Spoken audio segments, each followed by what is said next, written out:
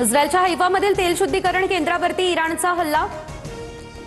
तर बाझान तेल शुद्धीकरण कारखाना निशाण्यावर। दररोज 1,97,000 बॅरल शुद्धीकरण क्षमतेच्या प्रकल्पाचं नुकसान। इंधनाच्या उत्पादनावरती आणि पुरवठ्यावरती गंभीर परिणाम। पुणेकरांच्या खिशाला कात्री लागणार। आजपासून पेट्रोलच्या दरात 2 रुपयांची वाढ। पेट्रोलचे दर 113.77 रुपयांवर। दर वाढले त्यामुळे वाहनधारकांमध्ये नाराजी।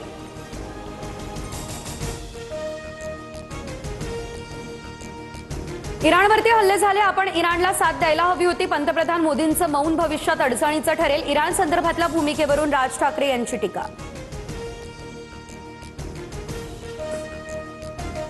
गॅस टंचाईमुळे कामगारांवरती उपासमारीची वेळ। कामच ठप्प, त्यामुळे कामगारांचं मुंबईमधून मोठ्या प्रमाणात स्थलांतर। मुंबईमधील रेल्वे स्थानकावर उत्तर भारतीयांची गर्दी।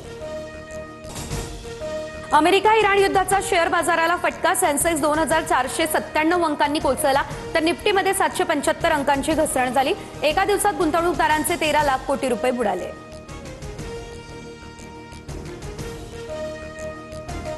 गुढीपाडव्याच्या मुहूर्तावर सराफा बाजारात आता सोनं चांदीच्या दरात मोठी घसरण। सोन्याच्या दरात 10,000, चांदीच्या दरात तब्बल 20,000ची घसरण, तर जीएसटीसह सोनं 1.5 लाखांवर। राज्यातील जलजीवन मिशन 2.0 साठी केंद्र आणि राज्य सरकारमध्ये सामंजस्य करार। मुख्यमंत्री फडणवीसांची बीसीद्वारे उपस्थिती। डिसेंबर 2028 पर्यंत हर घर जल प्रमाणीकरण साध्य करण्याचं उद्दिष्ट। राज्यातील 11 जिल्ह्यांना अवकाळी पावसासह गारपिटीचा तडाखा। 7,000 हेक्टर क्षेत्रावरील पिकांना फटका। गहू, हरभरा, कांदा पिकांचं नुकसान। गारपिटीमुळे बळीराजा हवालदिल।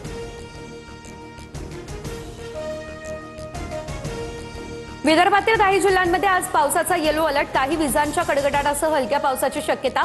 पिकांना फटका बसण्याची भीती।